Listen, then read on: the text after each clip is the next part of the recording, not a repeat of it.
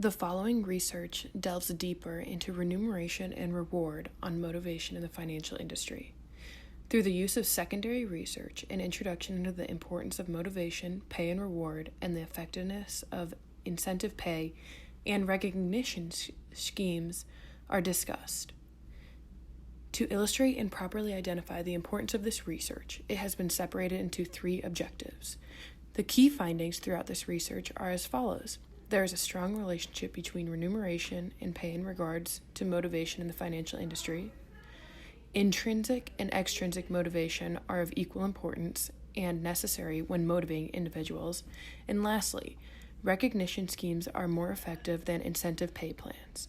Therefore, at an operational, tactical, and strategic level, motivating all employees is key to the success of financial organizations, which in turn creates a prosperous industry. Be considered as motivating components and used as such. The financial sector is known for the high levels of stress in the workplace. Therefore, to counteract stressors, organizations must find a solution to maximize employee retention, employee performance, and overall satisfaction. In 2008, the financial banking crisis was due to poor leadership and a lack of knowledge of human behavior, therefore leading to an absence of trust. The crisis proved that in high-stress situations, organizations are unable to perform. Therefore, within a financial industry, money was found to be the strongest factor for employees due to how money satisfies basic needs, which was seen as a problem back in 2008. There needed to be a change for the employees from extrinsic motivation to intrinsic. As found in a study completed by Maslow and McLeod, motivation is key to fulfilling all of an organization's needs, as well as making strides to exceeding goals. Money and its importance varies from country to country. In the United States and more Western civilizations, money is looked at as how much can I make, compared to other countries where the question is either to survive or starve. It is essential that organizations reflect on the economy they are in and move forward with the appropriate measures to motivate their employees through the use of pay and reward while understanding the difference in human behavior. Throughout the entirety of this research, the main focus will be on financial and non-financial rewards that have an impact on motivation in the financial industry. Due to the minimal research done specifically on the financial industry, the aims of this research is to explore this topic and gain a full understanding on the following objectives. Objective number 1, an analysis of pay and reward in the financial industry and the importance of establishing a strong relationship. Objective number 2, an analysis of the effectiveness of implicit and explicit motivation in the financial industry. And objective number 3, an analysis of the effectiveness of recognition pay schemes compared to incentive pay programs. Moving on to methodology. Research philosophy is described and broken down within an onion. The philosophy approach, method, strategy, time horizon, and techniques are broken down and dissected in this Saunders, Lewis, and Thornhill figure. Philosophy is described as a set of beliefs and assumptions regarding a specific set of knowledge. Assumptions about realities, epistemology, and ontology are what drive the formation of the question. To develop the overall research question, one must fully reflect on all research available. This is called reflexivity, which means to question your own thinking and actions and critically examine those beliefs with the same inspection applied to others' beliefs.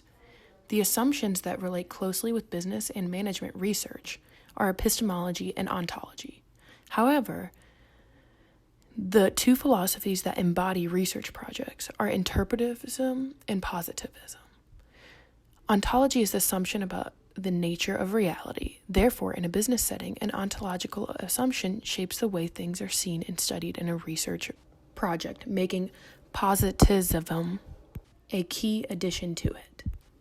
Moving forward, the rest of this research will be undertaken by secondary research as the overall approach to completing and achieving the objectives.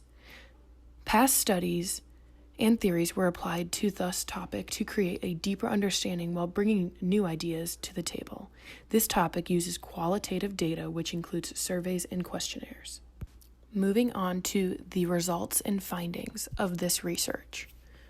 Through Maslow's hierarchy of needs theory, Herzberg's two-factor theory of motivation, and the expectancy theory, the objectives were met and questioned and thoroughly examined to achieve the following results.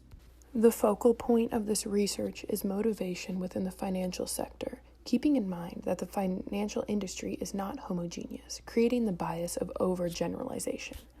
However, there can be general assumptions in the data that affect the financial industry and banking sector. After multiple studies were read and dissected, pay and reward were found to have a great impact on motivation, specifically in the financial sector. Motivation is the sole factor that has driven this research after looking through many studies. The following will dissect past research to explain and verify the objectives of this research. The first objective, Barango used questionnaires to discover that salary has a huge impact on employees. When money is a factor, employees will do almost anything. However, that statement varies from one country to another. More Western civilizations find money as an important factor when looking at industries, where other countries find money not as motivating, which was stated in the introduction to this research. Therefore, when looking at the secondary data, the research noticed a commonality across each study. The theme through the studies was remuneration and reward and how it positively influences an employee's motivation. Through the interpretation of a past study, executives in the financial industry and notice how money-motivated individuals in the workplace actually are. This ranges statistically when looking at different occupations within the industry. However, the results of a study completed on the executives discovered the best way to motivate them is to create an incentive-based pay plan, therefore making the assumption that employees will have increased performance when the incentives are increased. However, that contradicts the results of Barango, who specified that around 92% of the participants found salary and recognition to be the most important motivators. However, these results lead to the question of what motivates employees more effectively, intrinsic or extrinsic motivation. This leads right into our second objective. The second objective was developed to further the knowledge on intrinsic and extrinsic motivators. This objective had some contradicting results. Intrinsic motivators are considered more psychological, where extrinsic motivators are physical, just like the self-fulfillment needs in Maslow's hierarchy of needs theory. However, it is extremely outdated, but still universally used when understanding the needs of others today.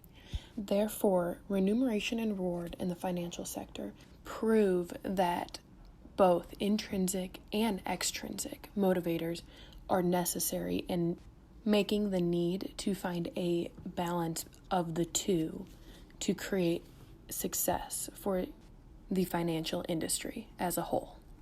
The third objective concluded that the best approach to motivate employees in the financial industry is through the use of recognition systems. Incentive pay programs were found to only motivate a small population who were favorably motivated extrinsically. The stakeholder perspective is described as being ethical in regards to management and business, which is important to understand when implementing a new approach to business.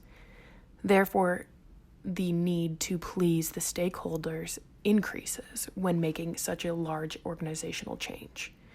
To ethically motivate employees in the financial industry, recognition systems are the answer to motivating all employees, either extrinsically or intrinsically.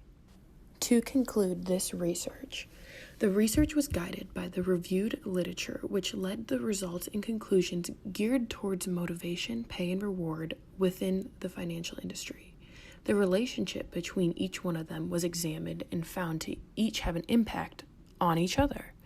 Armstrong and Brown thoroughly examined the relationships between intrinsic and extrinsic. When guided this research, to conclude there needs to be a balance for the financial industry to be successful. Recognition systems are significantly more effective than incentive pay programs because of the focus on the employee's well-being. There were limitations in the available data due to the lack of information on the financial industry as a whole. COVID-19 as a world pandemic placed a challenge to perform primary research, therefore pushing the researcher to use secondary research. Secondary research brings the opportunity for bias and poor data collection to arise, which in turn skews the data. Future research should be focused on the best incentive or smart reward plan and the appropriate approach for implementation. This research is important because of the application to the real world. The results that can be useful to the financial industry to apply to their employees. It will increase motivation among the financial industry as a whole and within organizations, as well as having a positive impact on employee retention and job satisfaction. The following recommendations are for organizations within the financial industry presented over 3 levels: strategic, tacit, and operational. Future research needs to be performed on individual organizations instead of an industry as a whole, therefore giving specific data that may be useful in research thereafter. Referring to the chart on the poster, the first objective is development training on how to motivate, and this would be through an outside consulting company. This company would come in and train upper management and executives on a retreat. I believe that this is a high risk and very expensive and also might not be effective. Moving to the next objective, continuing of training. The training and development would be implemented through the human resources team. This is believed to be a high risk because of the previous objective. Because if the previous objective was not effective, then this would not be effective as well. Moving on to the next training objective. A training session would be implemented to train middle management to show proper motivation techniques for a variety of individuals.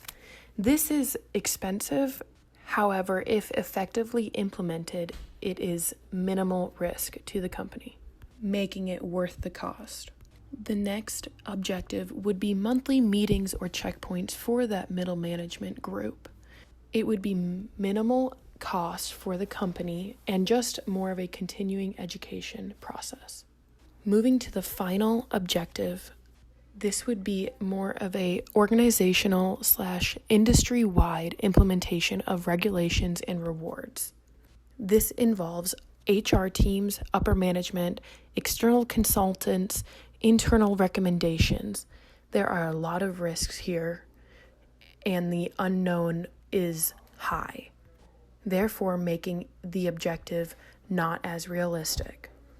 As I finish up, I would just like to acknowledge Mario and Gerda for running such a smooth course. When COVID-19 hit, I wasn't sure how things would run, and these two did an amazing job while assisting me throughout my studies at the University of East London.